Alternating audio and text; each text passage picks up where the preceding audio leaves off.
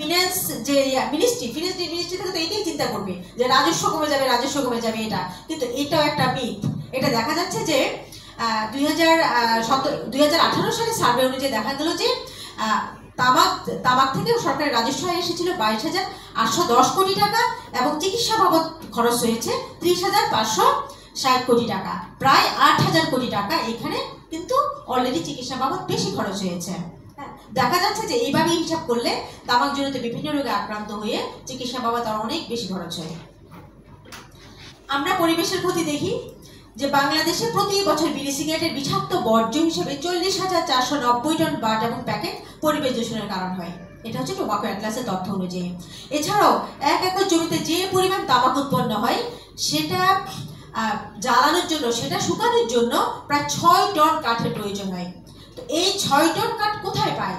এই যে আমরা দেখি না পাশে একটা বড় চুলা, এই চুলাটার মধ্যে কিন্তু তামাক পাতা, কাঁচা পাতাগুলা সাদা পাতায় পরিণত করে, শুকনা পাতায় পরিণত করে।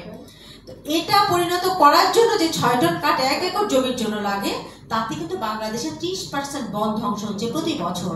তাহলে এটা একটা পরিবেশের বড় ক্ষতি হয়। যেমন সিগারেটের বর্জ্যগুলো পরিবেশের ক্ষতি করে, কারণ সিগারেটের হুক্কা তো আমরা সবাই চিনি, হুক্কার পানি যদি কোনো ড্রেনে ফেলে সেখানে ক্যাচো ট্যাচো যা আছে সব মরে যায়, তার মানে পানিটা কতটা বিষাক্ত। তো ধূমপান করে ওই নিজের লেজটা যদি কোনো পানিতে ফেলে বা যেখানে ফেলে, ওটা তো সাথে সাথে বিষাক্ত দূষিত হয়ে যায় এবং ওটার পানি কোনো গাছের গোড়ায় দেখলে কোনো পোকামাকড়ও থাকে না, গাছ মরে যায়, সেটাও মানে সেটাও হয়ে যেতে পারে বিষাক্ত যেহেতু। তাহলে তো এটা পরিবেশেরও ক্ষতি করে। আমরা কোনো ভালো দিক পাই, যেমন স্বাস্থ্য ক্ষতি করছে, তেমন অর্থনৈতিক ক্ষতি করছে, তেমন পরিবেশের ক্ষতি করছে। তাহলে এই আইনটা শক্তিশালী করা এই জন্য একান্ত দরকার। নারী ও শিশুর স্বাস্থ্য আমরা একটু ফোকাস করি, যেহেতু আমরা নারী মন্ত্রী, আমরা একটু ফোকাস করবো যে নারী শিশুর স্বাস্থ্যে কি পরিমাণ ক্ষতি হয়।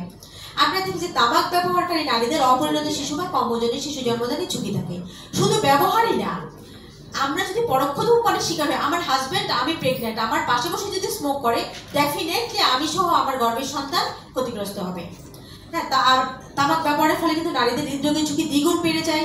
গর্ভাবস্থায় তামাক সেবন তো গর্ভের সন্তানকেও ক্ষতি করে, নিজেকেও ক্ষতি করে, এটা আমরা জানি। এবং ধূমপান না করেও প্রতি বছর যে 3,84,00,000 মানুষ ধূমপানের শিকার হয়, তার মধ্যে নারী ও শিশুর সংখ্যা সবচেয়ে বেশি।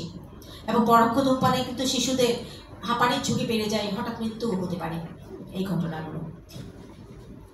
হ্যাঁ, তবে আমাদের তামাক নিয়ন্ত্রণ আইনটা শক্তিশালী করার জন্য সরকার কিন্তু মানে একভাবে বলতে গেলে আমরা সরকার কিন্তু বাধ্য, কারণ আমাদের অনেকগুলো চুক্তিতে স্বাক্ষর করা, আমাদের বাংলাদেশ গভর্নমেন্টের সংবিধানের 18 নং অনুচ্ছেদে বলা আছে যে জনস্বাস্থ্য সুরক্ষা এবং জনস্বাস্থ্য উন্নয়নের সুরক্ষার দায়িত্ব রাষ্ট্রের। তাহলে যদি তামাক নিয়ন্ত্রণ শক্তিশালী না করে, তাহলে জনস্বাস্থ্য কিভাবে সুরক্ষা হবে? এটা সুরক্ষা হওয়া সম্ভব না। এছাড়া এফসিটিসির নাম কি আমরা শুনেছি? Framework convention on tobacco control.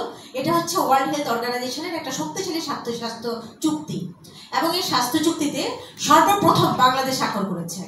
এবং এই এফসিটিসিতে রয়েছে যে যেই রাষ্ট্রগুলো এই এফসিটিসিতে স্বাক্ষর করবে তারা তামাক নিয়ন্ত্রণ আইনটা শক্তিশালী করতে হবে, এবং ওখানে অনেক কিছু আর্টিকেল রয়েছে যে এগুলো অবশ্যই এটা ইমপ্লিমেন্ট করতে হবে দেশে।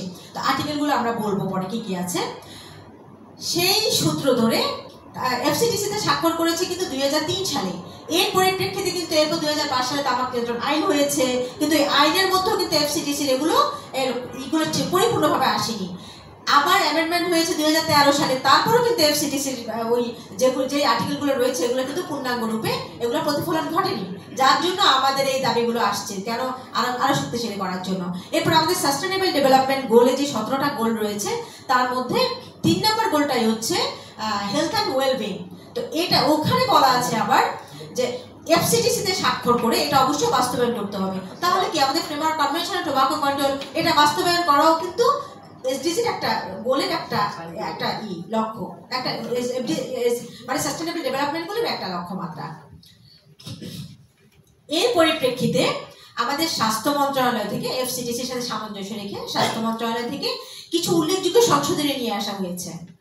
সেগুলো কি কি? যেমন ধূমপানের জন্য নির্ধারিত স্থান বিলুপ্ত করা। আমাদের বর্তমান আইনে এটা রয়েছে যে পাবলিক প্লেস গণপরিবহনে ধূমপান সম্পূর্ণরূপে নিষিদ্ধ, কেউ করতে পারবে না। কিন্তু কর্তৃপক্ষ যদি ইচ্ছে করে তাহলে একটা জায়গার নির্ধারিত একটা মানে বুথ রাখতে পারবে, আলাদা একটা ডেজিগনেটেড স্মোকিং এরিয়া রাখতে পারবে যেখানে তারা স্মোক করবে। এটা কিন্তু আমাদের আছে, যার পরিপ্রেক্ষিতে আমাদের টোবাকো কন্ট্রোল, আমাদের টোবাকো কোম্পানিগুলো কি করছে, নিজেদের অর্থায়নে প্রচুর টাকা ব্যয় করে বিভিন্ন রেস্টুরেন্টের মধ্যে তারা একটা বুথ করে দিয়ে আসতেছে ডেজিগনেটেড, যেখানে তারা স্মোক করতে পারবে। তো এর থেকে আমরা পরোক্ষ ধূমপান হাত থেকে রক্ষা পাই। ওই দরজাটা খুললেই তো ড্রিঙ্ক গ্যালারিতে গিয়েছেন কেউ, একদম উপরে রয়েছে স্মোকিং ডেজিগনেটেড স্মোকিং এরিয়ার একটা জায়গা, একপাশে রেস্টুরেন্ট, একপাশে ওটা। তো ওখানে দরজাটা খুললে তো সব ধোঁয়াগুলো ভিতরে আসে। তা আমরা কি পরোক্ষ ধূমপান হাত থেকে রক্ষা পাচ্ছি না।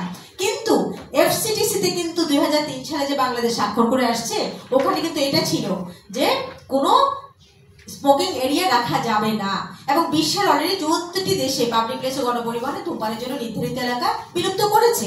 তাহলে আমাদের বাংলাদেশও কিন্তু ইচ্ছে বলে পারে। হ্যাঁ।